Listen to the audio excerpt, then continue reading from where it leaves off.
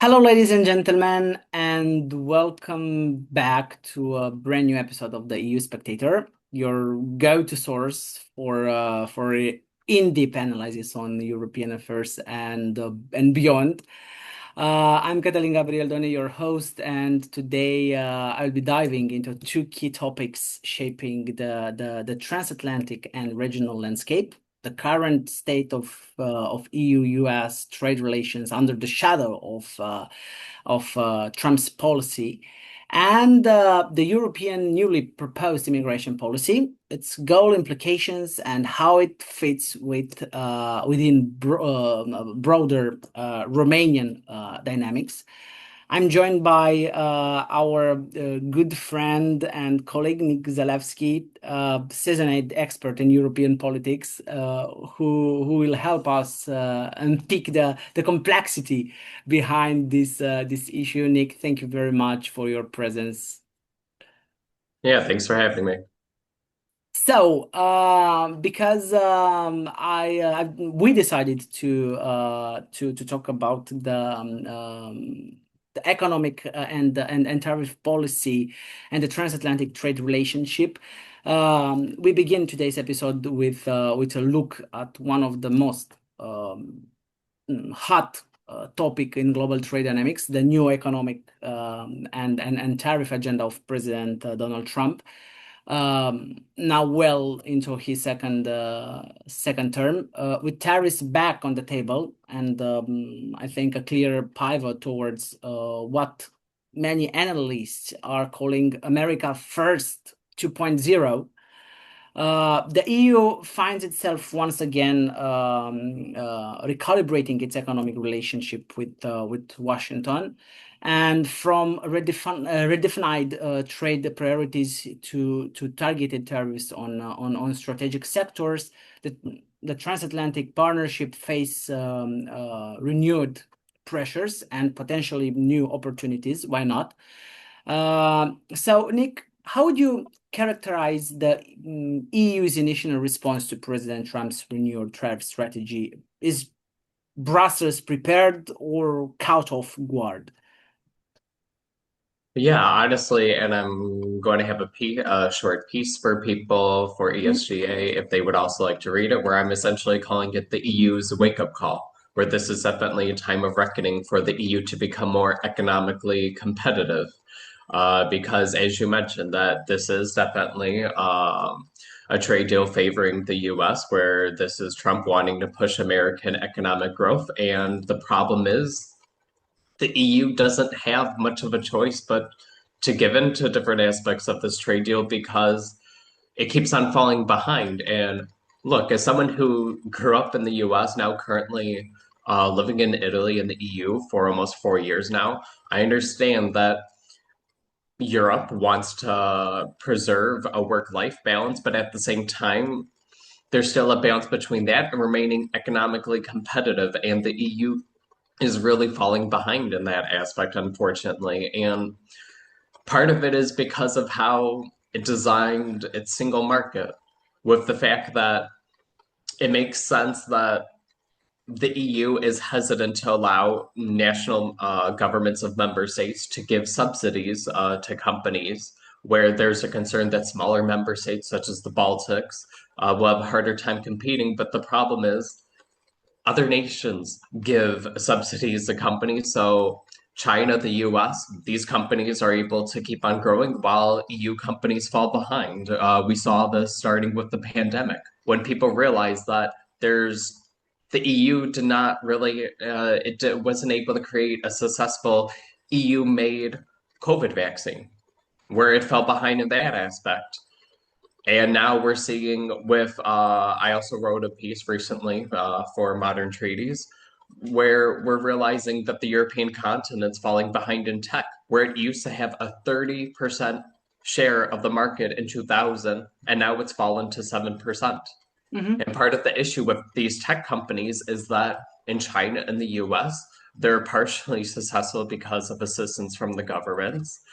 And that doesn't exist in Europe because this concern, okay, let's make it fair within the single market. But the issue is the economy also exists outside the single market, and it doesn't allow Europe to compete on the international stage, where there has to be a new type of compromise within the European Union to, where it makes sense. It doesn't want to squeeze out smaller member states, but there also has to be something to help the EU remain competitive internationally because this current strategy isn't working. And Why? Why is not working? because these current mechanisms in place help keep things equal in the single market, but it's wildly unequal than with other nations. Mhm. And that's the big issue that the EU needs to face is that, okay, great, that companies in France and Latvia, for example, have an equal chance, not allowing for subsidies, but then at the same time, French and Latvian, it's harder for them to compete against Chinese and American companies if they're able to receive assistance from the American and Chinese governments. Okay. Where it's a losing cycle in that sense, where the EU needs to become an incubator for these companies to then also become successful on the international level. And we're currently not seeing that, where, as people have mentioned before, that in Europe, it's a lot rarer for there to be tech unicorns compared to in other parts of the world, Right, where but there is. what is wrong? Sorry, what is wrong with our strategic economic policy? Because my impression is that we lost our sense of reality. So what is wrong with our lack of economic strategy? The problem is the EU is just constantly so concerned about looking inward, it also forgets to look outward. Mhm. And for people who are angry about this trade deal, and I'm also going to mention this in the piece, this should not have come to a surprise because the EU has been trying to negotiate for over a decade with other since 1999, so over 25 years with Mercosur, and it still cannot create a trade agreement. It's also struggled to create trade deals with Indonesia, Malaysia. If the European Union negotiate with these other partners, how did it think it was going to be able to size up against the US when the US outright is larger economically, has a higher GDP per capita, despite, and this is also important, a smaller population? Where that's, the issue where, okay, sometimes once in a while, it could argument, oh, well, let's look at the economy per capita. But that's not the case in the US because it's outperforming in every way. And so this should not have been a surprise. If the EU cannot negotiate with these other countries or with Mercosur, it wasn't going to do well either against the United States. And that's where the issue, where the European Union wants to become this large international actor, but it lacks the might behind it.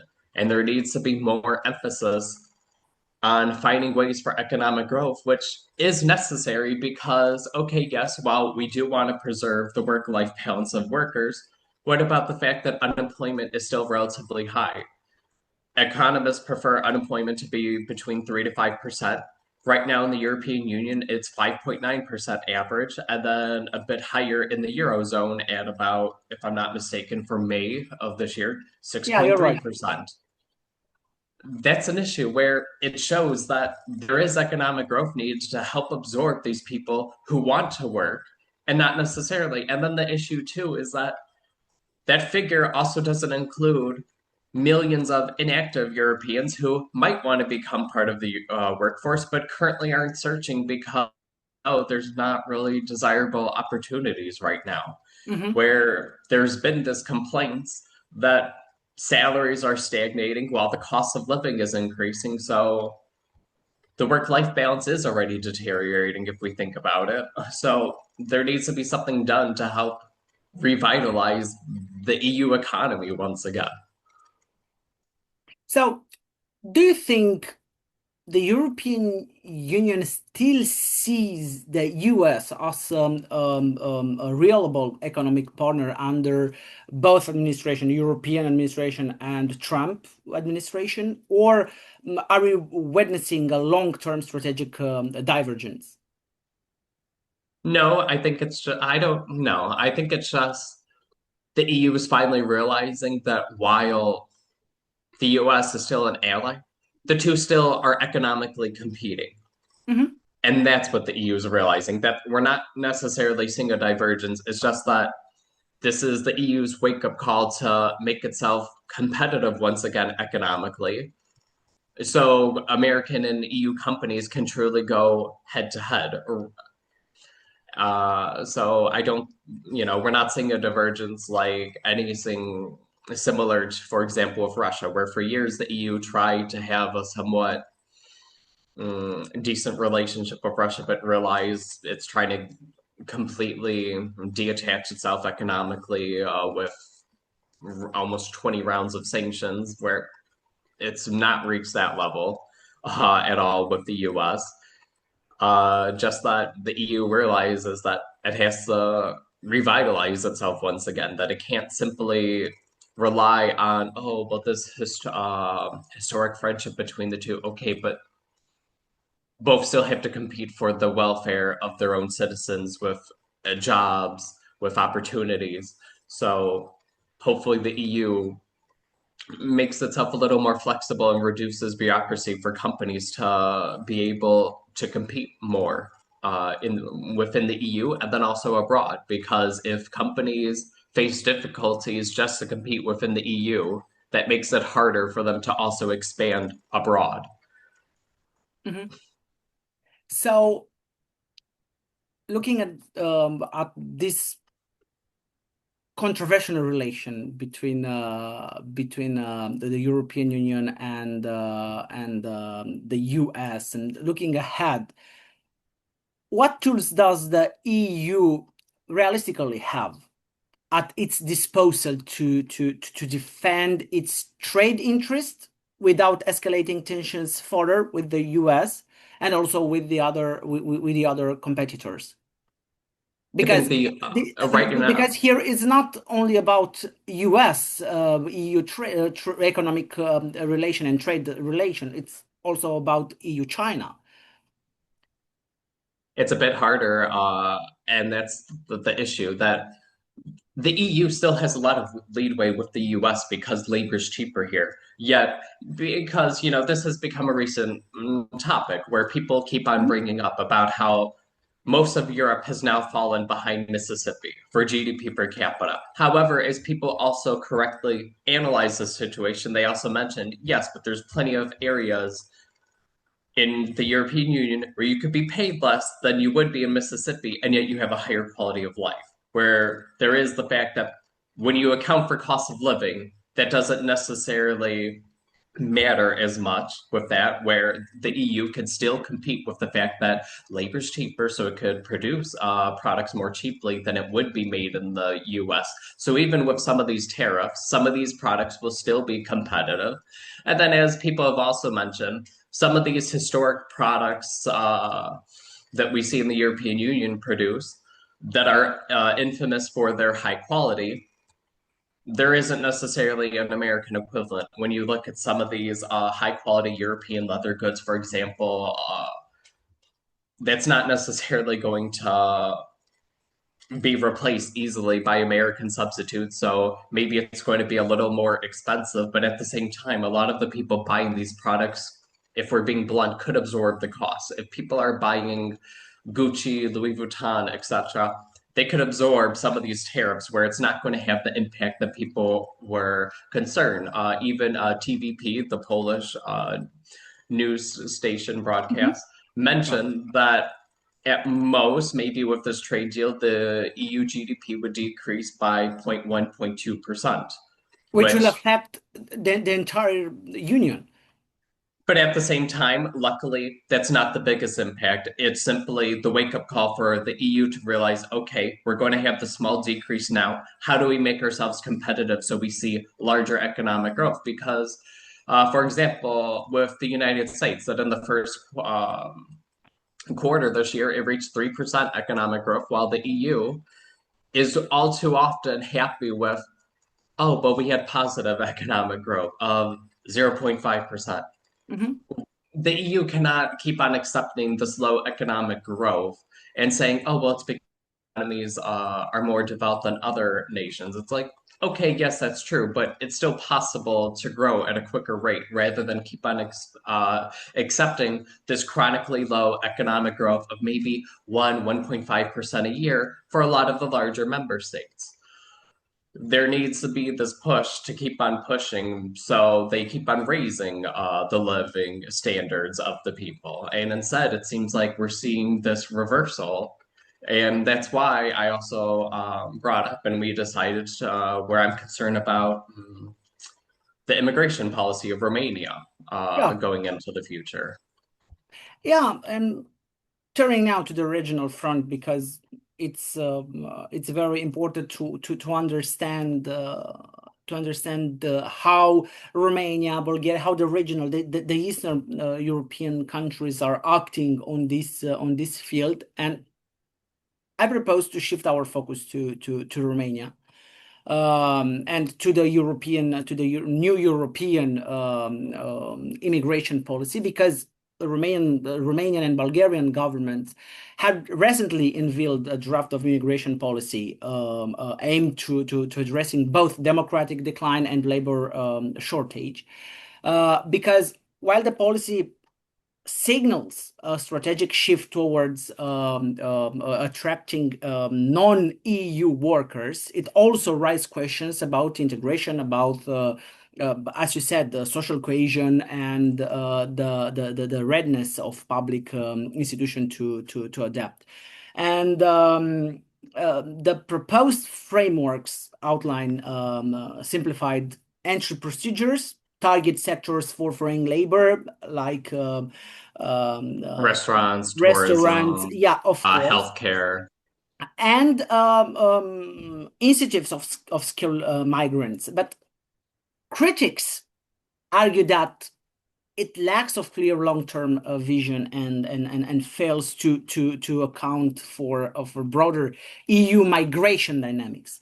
Yeah, I And gotta be honest, I'm very critical of this proposal. yeah, I really want to hear your thoughts because with Brussels increasingly concerned about consistency and coordination across member states, Romania and Bulgaria approaches could either set a precedent or spark a contention. So, in your opinion, how does those proposed immigration strategies align or conflict with broader EU migration objectives and with our union strategic policies?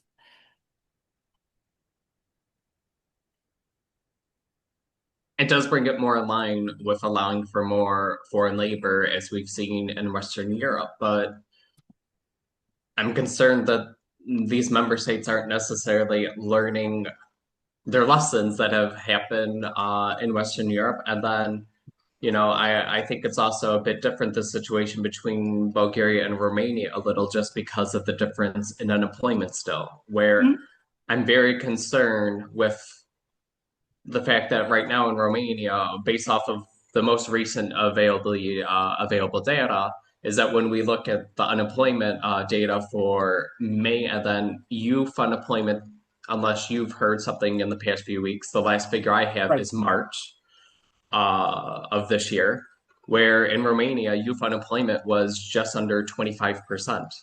And Yeah. my issue is that means you have a lot of labor that's able to work in Romania, where you have 1 out of 4 people under the age of 25 available to work, where it seems that instead of paying slightly higher wages, which is possible in some of these areas where people are not satisfied with the proposed contracts, the Romanian government simply wants to, instead of using these young Romanians available to work, they're simply going to import cheap labor willing to accept worse contract conditions.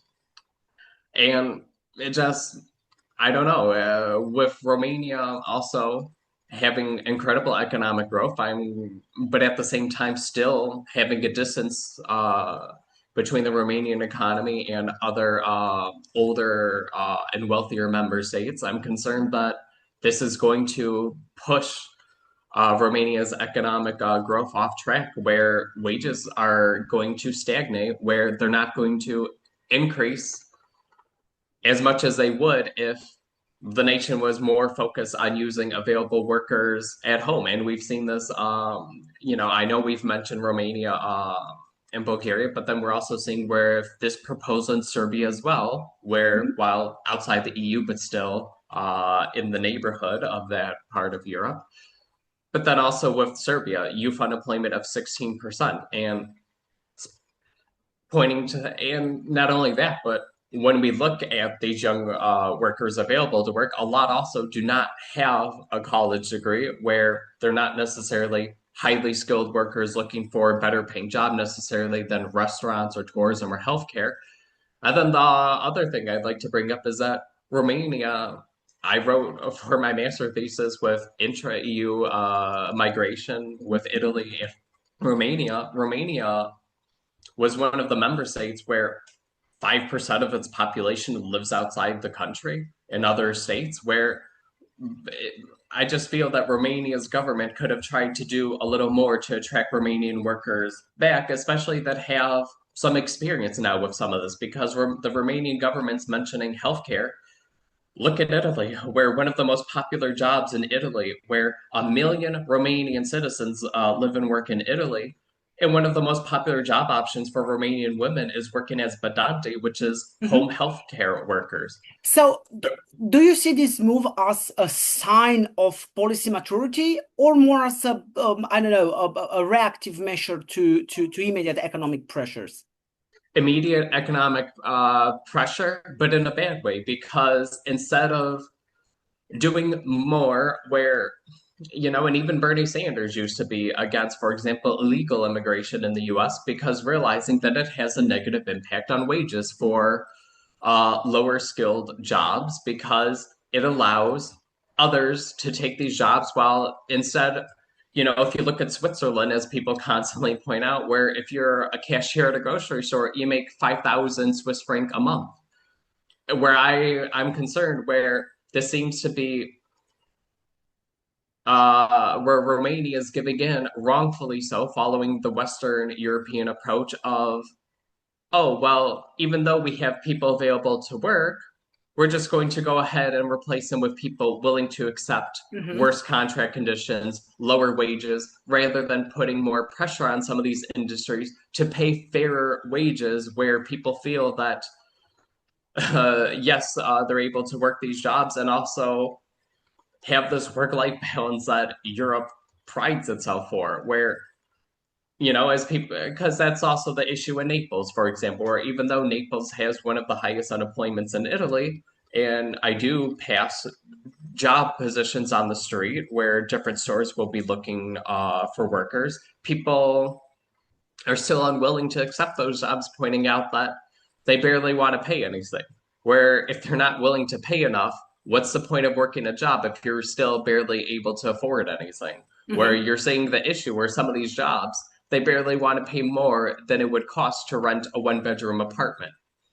And I just have this concern with Romania, where we've seen incredible economic growth since 2007 when it joined the EU.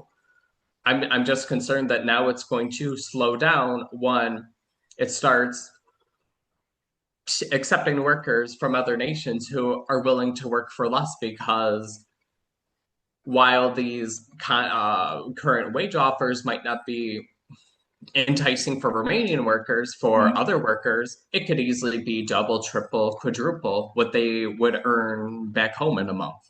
So of course they would be willing to accept it. And then I'm also concerned that Romania is going to have the same issue as other Western member states, where it's going to increase immigrants to such a large number, and then it's not going to build enough housing. Where then you're not only are wages going to stagnate in Romania, as they are in some of these other member states, you then also have where you have a housing cost crisis, where even if your wages are increasing a little, Yeah. that doesn't mean much when you take into housing because, and I'll just talk a little of my own experience where, for example, when I was looking to accept whether or not to accept this postdoc here in Italy, I realized that in some member states where people brag about, oh, you could earn double than in Italy, such as the Netherlands,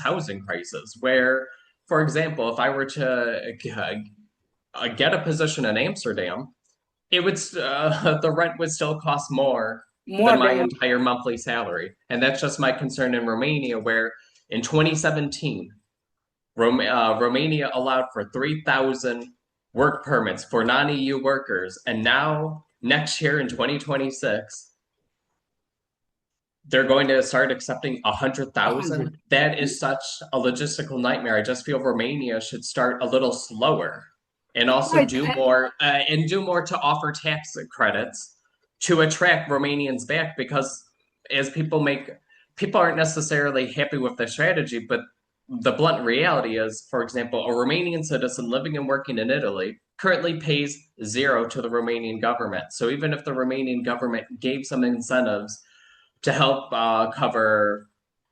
the cost to The move cost. back. For example, say, okay, over the next 5 years, you'll have 10,000 euro tax credit, 2,000 euros per year decrease off your taxes to help entice you to relocate back to Romania.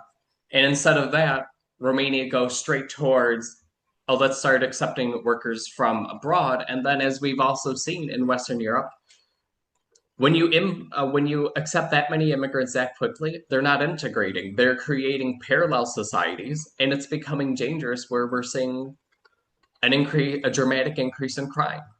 Right. And part of the Also, issue too that I'm concerned is that the European Union is very wrong. Where some of these immigrants coming from these countries, their countries haven't been at war for 50 or more years, such as Egypt or Bangladesh. And yet, the European Union Court of Justice, no, no, no, you can't deport them back. We have some concerns about the safety. Meanwhile, at the same time, Egypt is a very popular vacation destination for Europeans. So it's popular to go on vacation, but it's not safe enough for a criminal to be deported back yeah, there. and also we have in Romania a bold topic and a bold problem because based on some mass media investigation, we've seen, as you mentioned, that Romania issued tens of thousands of work permits to non-EU nationals every year, and yet many of those workers seems to vanish from the actual labor market. And what does this gap between permits granted and the real employment tells us about how the immigration and labor oversight systems are functioning. Well, that's the This issue is a, too. this is Now, a huge problem. while okay, as we've mentioned, I know you were very impatient waiting for Romania to join the Schengen area. Hmm? Where we, because to be fair, Bulgaria and Romania had that bizarre The status of, yeah. not illegal agreement of you'll be partially admitted even though there's nothing in the EU treaties mentioning partial, and now they're fully in it. But as you mentioned too, the issue is there's the risk with Romania that you will have non-EU citizens, especially now that there's no border checks since it's all in Schengen area, that you'll have non-EU citizens apply for these jobs in Romania and then disappear because they go and try to reach other nations where they feel that they could earn more. Or if these people will try to then falsely try to claim asylum because they Mhm. want free handouts. And that's the issue too, where you never know what's going to happen until they're there. And for example, this stunning report from Scotland, because I know I wouldn't be shocked if Romania would try to be like Poland and Czechia nearby, where both countries have had success with Vietnam and Vietnamese workers. But the problem is with Vietnam, there's still the risk of drug trafficking, which Yeah. Australia has dealt with. And the issue is the UK and Europe is also dealing with that. A report from Scotland actually shows 15% of all Vietnamese currently living in Scotland are currently in prison. is Romania financially prepared for seeing a larger financial burden, having to put more of these foreigners in jail if they commit crimes? And the unfortunate reality is that if we look across the EU, non-EU immigrants, and it pains me to say this as someone myself, I'm a non-EU immigrant, but the harsh reality is that we're incredibly overrepresented in the prison population. Even in Italy, it's about half the population. One, foreigners don't even make up 10% of the Italian population, where there's this risk where there's not the integration you would hope for. And it just seems that 100,000 is just way too much to start at one time when there's all these risks. Because for example, I was looking at the housing data too for Romania last year, and I think they mentioned maybe 26,000 homes were built in the first 6 months. I don't know if that's going to be enough necessarily, because I know that people make a comment, oh, well, but there's available housing because Romanians move to other member states. Yes, but the problem is a lot of these migrants are likely going to congregate in the larger cities as Romanians themselves, meaning there's going to be an even larger need for housing in Bucharest and other cities in Yeah, Romania. of course, and the pressure will still exist. And the problem is you're not going to see the hope where I wouldn't be shocked if there's possibly this hope of, oh, well, maybe these non-EU citizens could help revitalize the more rural parts of Mhm. Romania. But if they're not moving there, or for example, if the Romanian government isn't saying, okay, X% of these work permits are going to be contingent on the fact that you accept to live in a more rural part of Romania to help Of take course. those available jobs, nothing's going to change. Yeah, and And I'm just concerned because we're also seeing with some of these countries like Pakistan, Bangladesh, Sri Lanka, in Italy, and other EU member states, there's way too many workers presenting fake documents in order of to be course. accepted. And then, but at the same time, the EU, no, no, you can't deport Bangladeshi workers back, even if they broke the law with presenting fake documents where they didn't qualify for the visa to enter the EU, or then if they go on to commit other crimes. I'm just, You know, because you mentioned that, just one more question, because immigration policy yeah. isn't just about numbers. Um, and of course, your thoughts are very relevant. How could Romanian authorities move from, from simply importing labor to actually integrating workers in a way that that benefits both the economy and society in the long term?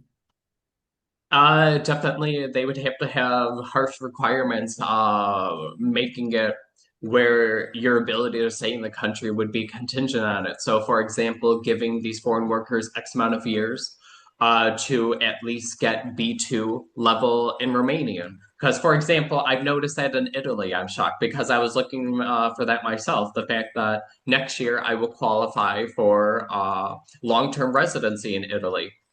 Guess what level of language knowledge I need to test to show?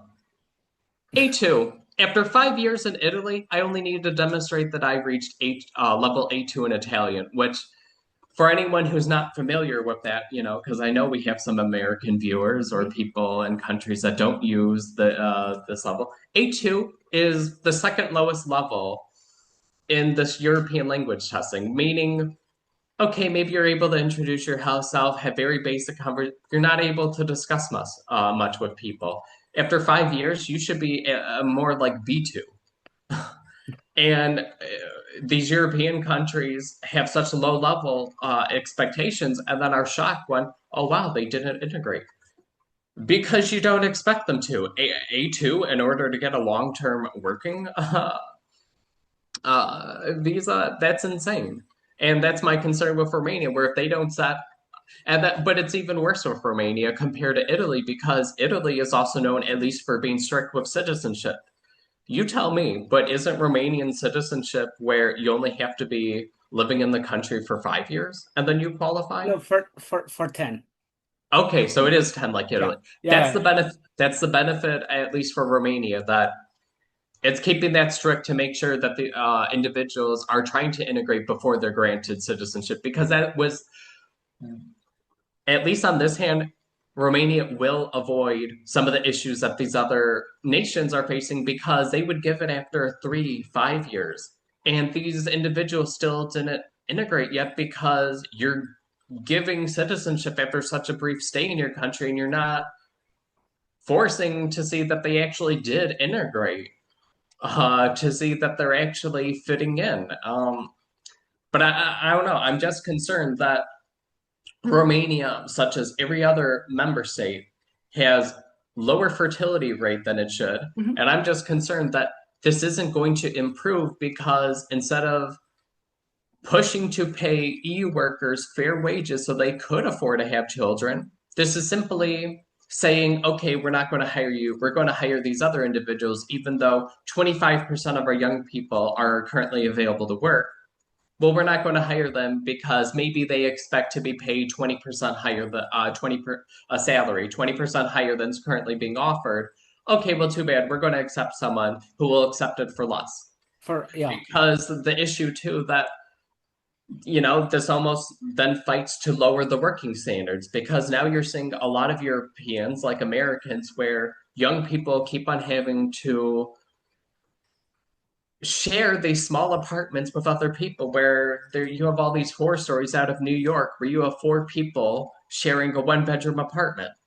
And part of that is the pressure from these foreign workers where they are willing to accept these worse living standards. I've seen apartments for sale in neighborhoods popular with immigrants, and when you see the pictures, you realize, oh, this is a 4-bedroom apartment, and they put 8 beds inside okay. because you have workers willing to accept whatever because, hey, at least they're able to make more than they would back in Pakistan, than back in Bangladesh, and but then that's lowering the living standard for European citizens because they don't want to accept these low wages. And the EU can't say, oh, well, we pride ourselves on work life balance, so we're not as concerned with GDP per capita than Yeah. maybe the US, but then at the same time, turn around and say, oh, young people aren't willing to accept these low wages where it's impossible to even pay your rent and food for a month. Well, too bad. We're just going to replace you with foreign workers who are willing to accept conditions where you're eating a very poor diet because you're not able to afford enough protein or what and pay rent to start a family. This isn't going to help the fertility rate any. It seems like a temporary solution. But at the same time a temporary solution that's going to have long lasting consequences because we've also seen tensions rising in these other nations where when you are then also seeing that with some of these immigrants are having very strong Islamist beliefs, and by that I mean they believe in political Islam where they want governments to change and almost discard any Christian values and instead incorporate Sharia law into their governments. Is that really going to be beneficial for Romania long term instead of creating more ideal conditions for Romanians to return from other member states and also push people into having more children by creating ideal economic conditions, which realistically we're not seeing because, as people have mentioned, that even though wages are increasing in Romania, living costs are also increasing where people, not only in Romania, but throughout the EU and the US, in the West in general, we don't have the same economic conditions as our parents did when they decided to have children, where the cost of housing is significantly higher. Higher. Yeah. And this isn't going to improve it if you simply import foreign labor that's willing to accept next to nothing because, oh, well, back in my country, they could say, oh, I'd only be paid 400 euros a month. So, oh, wow, Romania's minimum wage of 815 euros, that's amazing, even though, as we both know, yeah, try raising a family in Romania on 815 euros. That's going to be essentially impossible. Yeah. But at the same time, that's not going to push wages increase. Yeah, and I'm just concerned too because also bringing up other statistics, the fact that Romania is second to worst after Greece only for the risk of economic and social exclusion with 27.9%. These are figures that need to be improved upon, and importing cheaper labor is not going to improve these figures. Right. And just my concern too is that we've seen in other EU member states, these governments will import cheaper labor, but then it turns out when you look at the economic studies, for example, the Netherlands and Denmark, these cheaper immigrants cost the government more than they will ever More than, contribute yeah. because they also need assistance because these are low qualified workers where they're going to need assistance then. And they're never actually positively economically contributing, except for sure they're filling a job vacancy, but that job vacancy could have been filled by a young Romanian currently looking for a job, which is 1 out of 4 young Romanians. And I just think that that is such a slap in the face to the Romanian youth, where it's almost a sign of the Romanian government not looking out for its young people and instead looking out more for big business, where it almost seems like, okay, well, the EU for years prided itself on being more interested in work life balance than America, but people would almost argue that this is more of a corporate America type strategy with just Right. looking at the race of to the bottom instead of looking to attract loyal workers. Because that is the issue that we've seen, where instead of paying a reasonable wage where you attract workers where they stay with you for decades, then our generation is almost stuck ping-ponging back and forth, looking every few years to try to get a salary increase where you have to go elsewhere, where you're not going to get a salary increase within your current job. And then at the same time, too, I forgot to mention, too, some of these jobs that they're mentioning, such as healthcare or the restaurant industry, how are these foreigners really going to be able to do these jobs if they don't speak Romanian? I mean, because that's part of the issue. Some for other countries, such Actually, as they are using English. Let's be serious. English, it's the lingua franca wherever you go. But yeah, your but the issue is Romanian should be able to speak Romanian in their own freaking country. And while there are, I know Romania ranks high for English, but the issue I have, for example, healthcare. As you know, and as I know from my research for my master thesis, older Romanians are more likely to speak Russian than English. So that kind of scares me that we're going to put these elderly Romanians in nursing homes dependent on foreign workers who don't speak the same language as them. How is that going to be proper care for them then? Rather than working on attracting Romanians who have experience taking care of the elderly and other countries who also aren't necessarily having the best time either, because as I noticed with my dissertation, you're seeing the number of Romanians already slightly decreasing in Italy because people are realizing, based off of cost of living, their life isn't necessarily much better in Italy than Romania because it's a lower paying job. And because, as you know, Italy still has this issue with the shadow economy where Mhm. people are being employed without a proper working contract. They don't have great conditions then, where it would almost be better for them to be encouraged to move back to Romania.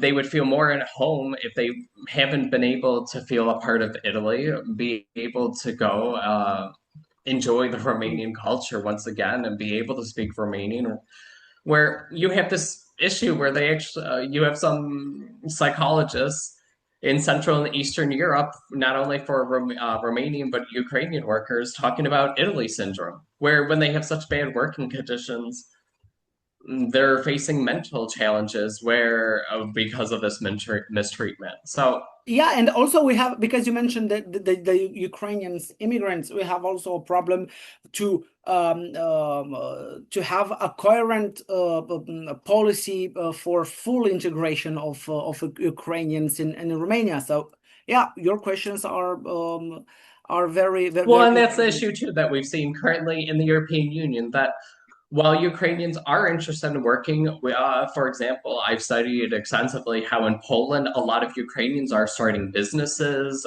where they want to be productive, they want to do something, they want to be able to earn their own money. At the same time, people like this that are already in Romania, okay, Romanian government, work more on offering Romanian language courses for them to help them integrate and take these job opportunities. Because, as we mentioned, some of these jobs, they're not going to be able to rely only on English, especially for the elderly.